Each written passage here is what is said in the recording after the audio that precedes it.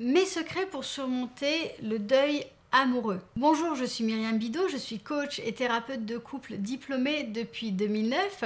J'exerce ici dans mon cabinet près de Lyon et également à distance, en visio, par téléphone, lors de coaching individuel ou de couple et également à travers mes programmes et mes accompagnements dans le domaine des relations amoureuses. Comment faire pour traverser ce processus de deuil? Quel est-il ce processus de deuil amoureux? Comment surmonter une rupture? C'est tout ce que nous allons voir dans cette vidéo. On va voir ce qui est normal, ce qui est moins habituel et on va voir comment vous aider pour pouvoir petit à petit sortir la tête de l'eau, parce qu'une rupture amoureuse, c'est quelque chose qui peut être extrêmement douloureux, mais surtout qui vient nous remettre en question vraiment au plus profond et vraiment nous fragiliser et nous chercher à des endroits au niveau de nos blessures, d'abandon, de rejet. Donc c'est quelque chose vraiment qu'on est tous amenés à vivre au cours d'une vie, qui est un processus de deuil. Donc c'est pour ça qu'on emploie ce mot, qui a besoin d'être traversé pour être dépassé en quelque sorte.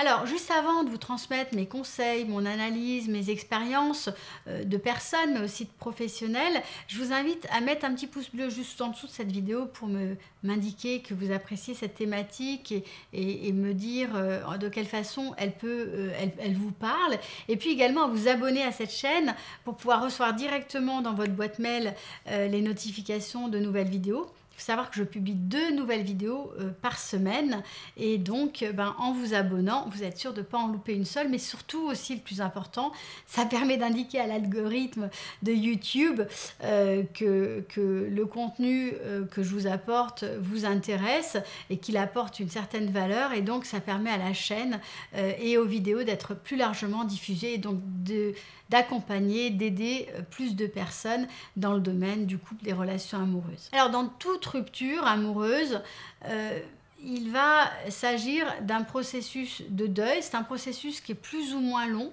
et qui va venir vous mobiliser énormément sur le plan émotionnel. Parce que quand on touche à la rupture amoureuse, on vient ébranler en quelque sorte les fondations de l'individu et venir toucher à des choses très profondes telles que le sentiment d'abandon, la sensation de rejet, qui viennent insécuriser profondément la personne. C'est pour ça qu'en général, il y a énormément d'appréhension, il y a énormément d'anxiété lors de la rupture, et donc ces sentiments-là, de se sentir confus, dépassé, perdu, débordé, incapable de gérer les émotions, le sentiment de se noyer dans un verre d'eau, des difficultés qui peuvent être de l'ordre physique, à manger, à dormir, tout ça c'est parfaitement normal, c'est une réaction normale à une situation en quelque sorte traumatique. Alors bien entendu, si vous sentez que vous êtes dans une situation trop difficile sur le plan physique, il faut consulter un médecin. Ce que je cherche à vous indiquer, c'est que votre façon de réagir, qui peut paraître très extrême et très douloureuse pour vous, est parfaitement normale par rapport à cette situation de rupture amoureuse. Donc l'idée dans cette phase, on va dire, assez aiguë, de la rupture et donc du deuil amoureux, c'est vraiment de prendre soin de vous. Alors bien sûr c'est difficile parce qu'en fait on n'a qu'une envie, c'est d'être au fond du lit, sur son canapé, à vider le pot de Nutella, et c'est des réactions parfaitement normales et vous avez le droit d'être mal. L'idée c'est de pouvoir mettre des intervalles dans les moments où vous vous laissez aller au chagrin et les moments où vous mettez en place un certain nombre d'actions pour prendre soin de vous et pour petit à petit vous sentir très progressivement un petit peu mieux. Le deuxième point que je voulais partager dans cette vidéo, c'est le processus de deuil.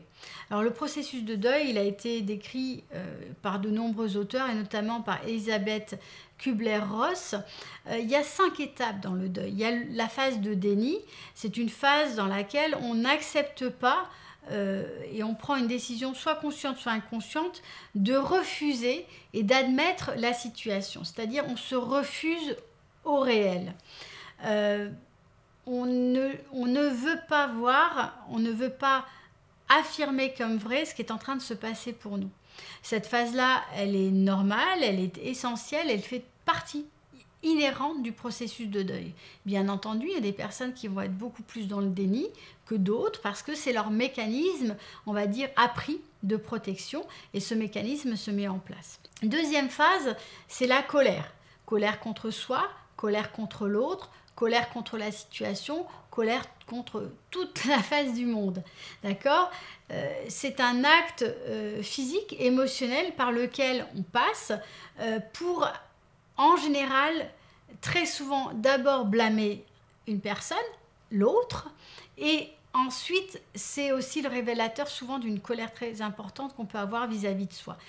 Une façon de dépasser cette étape, c'est de prendre conscience des tenants et des aboutissants de la colère, et notamment de la colère qu'on peut avoir vis-à-vis de soi, pour pouvoir petit à petit démêler les fils de ça, arriver à se pardonner certaines choses et arriver à normaliser la relation qu'on a avec soi. Troisième étape, c'est l'étape de marchandage. C'est un processus de négociation où on tente de retarder ce qui est en train de se passer, de dissimuler ce qui est en train de se passer, de peser le pour et le contre. On peut marchander sur toutes sortes de choses, ce qui s'est passé ou pas dans la relation, qui est responsable ou pas de la rupture, comment gérer ou pas la séparation, comment contacter ou pas l'autre. Enfin, il y a toutes sortes de négociations autour de la situation.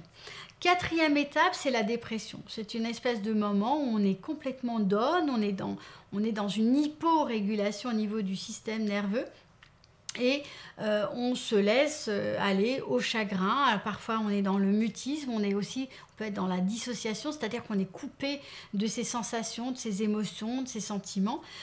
C'est une phase également tout à fait naturelle dans le processus de deuil. Bien entendu, il y a des moments, si on reste trop dans cette phase ou si on utilise trop, en fait, toutes les phases, ce sont des stratégies de protection qu'on peut mettre en œuvre. Et chacun d'entre nous, on a certaines stratégies qu'on a plus ou moins l'habitude d'utiliser. Il y a des personnes qui, face à une situation douloureuse, se dissocient. Il y en a d'autres qui sont plus dans le déni. Ça, c'est des choses qui sont très personnelles.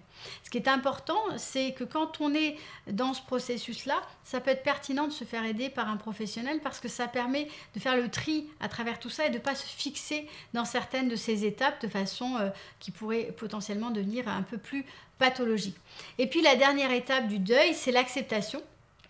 C'est un sentiment retrouvé de stabilité, d'une meilleure régulation émotionnelle, d'une certaine résignation, mais pas au sens négatif. L'acceptation, c'est en fait de prendre ce qui est comme point de départ pour avancer.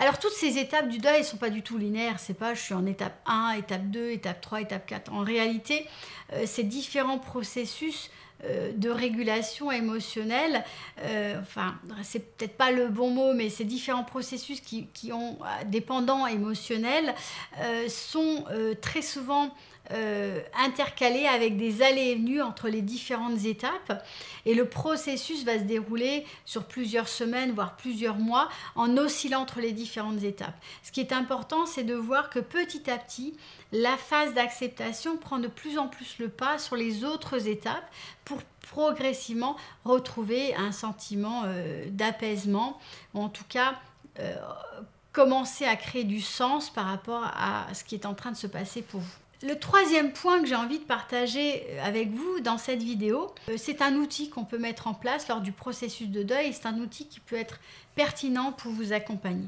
C'est le fait d'écrire, ce qu'on appelle en anglais le journaling, le fait d'écrire soit des textes, soit des mots, soit ce qui se passe en vous, de façon sans trop réfléchir à ce que vous déposez sur le papier.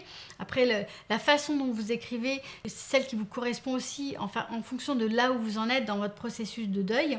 Mais écrire des lettres, une ou des lettres, les laisser au repos, puis peut-être les regarder à nouveau, éventuellement les envoyer, pas les envoyer, les brûler, les jeter, enfin après tout ça, ça vous appartient, mais en tout cas l'écriture peut être tout à fait pertinente et utile dans ce processus-là pour petit à petit démêler les fils et recréer du sens par rapport à ce que vous êtes en train de vivre, par rapport à l'histoire qui vient de se terminer et ce que vous êtes en train de vivre dans ce processus.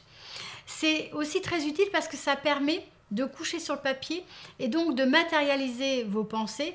Et ça permet aussi de couper ce qui est très très fréquent dans le processus de deuil, ce sont les ruminations qui souvent sont bien entendu, font partie du processus et sont nécessaires, mais parfois peuvent aussi vous maintenir toujours au même endroit. Donc, vous avez le droit de ruminer à certains moments, vous avez le droit d'aller mal, vous vous octroyez des temps, mais vous délimitez ces temps-là et à d'autres moments, vous mettez en place des activités beaucoup plus productives et fonctionnelles pour traverser cette période de deuil, telles que l'écriture. Ce que je vous invite justement à faire, je vous ai préparé un outil juste en bas, juste en dessous dans la description de la vidéo. C'est un guide d'écriture pour dépasser le processus de deuil, pour le traverser. Je vous l'offre, il est en lien. Vous le téléchargez directement sous cette vidéo. Je vous invite en commentaire de cette vidéo à me partager votre expérience, que ce soit sur l'outil que je vous ai proposé, écrire pour surmonter une rupture, que ce soit sur votre expérience du deuil amoureux, que ce soit sur une situation que vous vivez actuellement et sur laquelle vous avez besoin d'un éclairage ou d'une question à laquelle vous souhaitez que je réponde. Je me fais toujours un plaisir de lire vos commentaires. Aussi, n'hésitez pas à partager, je vous répondrai. Je vous souhaite bon courage si vous êtes dans cette situation difficile et je vous dis à très très bientôt pour une prochaine vidéo.